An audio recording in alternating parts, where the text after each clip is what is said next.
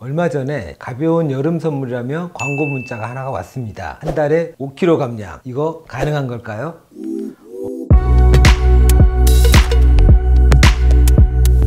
올해도 어김없이 몸매 관리에 신경 써야 할 계절이 다가오고 있습니다. 그런데 요즘과 같이 외부 활동을 자제해야 하는 시기에는 다이어트 계획조차 세우기 어려운데요. 그래서 이번 시간에는 성형외과에서 할 수 있는 몸매 관리 방법에 대해서 알아볼까 합니다. 쭉 끝까지 보시고 올여름 가볍게 대비하세요.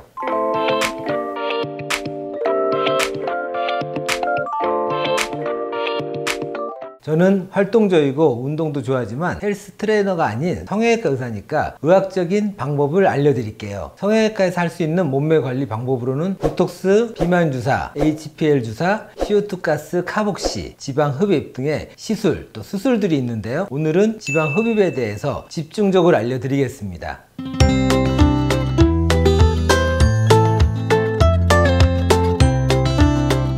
지방 흡입이란 몸의 지방을 뽑아내는 성형수술로 의료 목적에서는 다른 다이어트나 운동으로 살을 빼기 어려울 정도의 초고도 비만 환자에게 지방을 줄여서 다이어트에 필요한 수준의 신체 조건을 확보하고자 하는 시술이라고 표현합니다. 그러나 요즘은 다이어트 및 몸매 관리 등 비용 목적으로도 많이들 하는데요. 아무리 체중 감량을 해도 유독 안 빠지는 부위나 골고루 잘 빠졌다 해도 다른 부위보다 더 빼야 할 경우에 효과가 큰 수술이 지방 흡입입니다.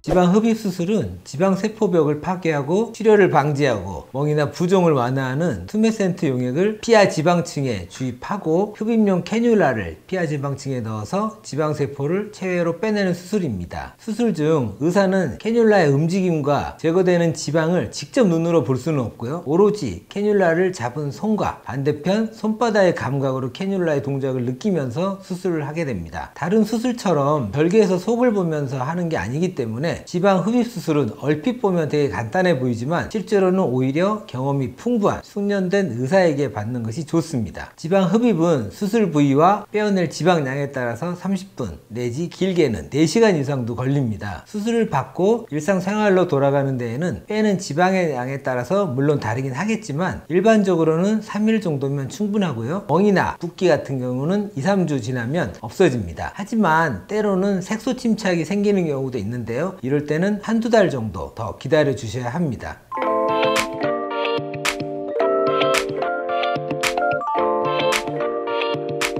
모든 성형외과 수술이 그렇듯이 회복력이나 만족도를 고려한다면 조금이라도 젊을 때 하는 것이 가장 좋습니다. 인체의 지방세포는 성인이 된 이후에는 더 이상 생기지 않습니다. 때문에 지방 흡입 수술로 체내의 지방세포 수를 줄여주면 지방이 쌓일 곳이 없어지게 되기 때문에 급격한 요요는 일어나지 않습니다. 그래서 이왕 한다면 한 살이라도 젊을 때 하시는 것이 만족스러운 몸매를 오랫동안 유지할 수 있겠죠. 그렇다고 지방 흡입만 믿으시면 절대 안 됩니다. 간혹 지방 흡입 후에 수술을 했다고 마음껏 드시게 되면 수술을 하지 않은 부위가 더 찔 뿐만 아니라 수술을 받은 곳 역시도 지방세포수가 100% 없는 게 아니기 때문에 수술한 부위가 울퉁불퉁하게 보기 싫게 다시 찌게 됩니다. 그래서 힘들게 수술해 놓고 다시 쪄서 오시는 분들이 가끔 있습니다. 지방 흡입 후에는 식단 조절과 운동 꼭 해주세요.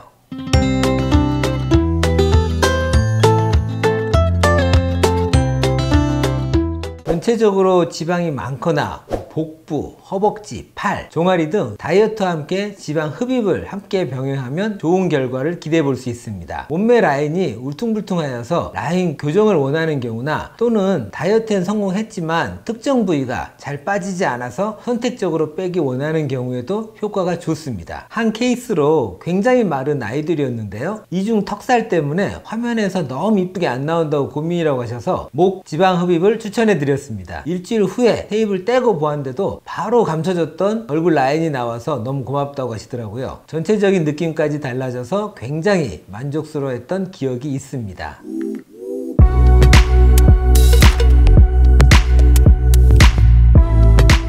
지방 흡입 후 생길 수 있는 대표적인 부작용으로는 피부에 울퉁불퉁한 페임 현상을 볼 수 있습니다. 지방 흡입은 절개를 통해서 직접 속을 보면서 하는 수술이 결코 아니고요. 전문의가 그동안의 경험과 노하우를 바탕으로 진행하기 때문에 전체적으로는 균일하게 흡입을 해야 하는데, 그러지 못할 경우 부위별로 흡입량이 달라서 피부가 울퉁불퉁한 페임 현상이 생길 수 있습니다. 그리고 너무 과도한 흡입으로 인해서 유착이라든가 피부 괴사, 색소 침착, 과민성 쇼크 등이 생기는 경우도 드물게는 있습니다. 과도한 또는 무리한 미용 수술은 언제든 화를 부르게 마련입니다. 하지만 안전을 최우선으로 생각하고 정확한 진단과 숙련된 노하우로 진행한다면 지방 흡입은 꽤나 안전한 수술에 속합니다.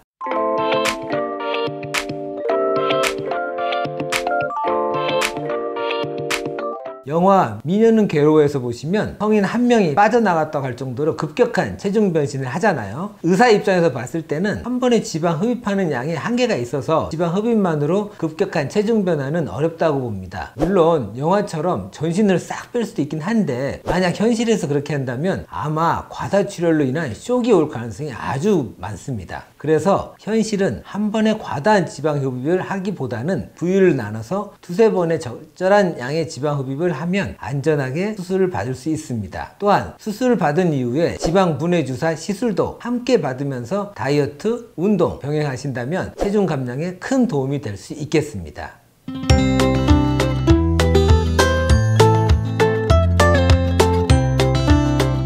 100kg인 사람이 5kg 빼는 것과 50kg인 사람이 5kg 빼는 것은 완전 다르잖아요. 사람마다 키, 몸무게, 지방량이 다 다르기 때문에 몇 킬로라고 단정 지을 수는 없습니다. 몸무게는 숫자에 불과합니다. 앞에서도 언급했지만 지방 흡입은 체중의 변화보다는 체형의 변화에 목적이 있기 때문에 체중의 변화까지 바란다면 운동과 식이요법을 병행하셔서 꿈꾸던 바디라인을 만들어 가시기 바랍니다. 다가올 올 여름을 위한 몸매 관리, 지금 바로 CDU 청담유에서 가볍게 시작해보세요. 더 궁금한 점 있으시면 댓글 남겨주시고요. 좋아요, 구독 꾹 눌러주세요. 지금까지 CDU 청담유 성형외과 피부과 양동준 원장이었습니다.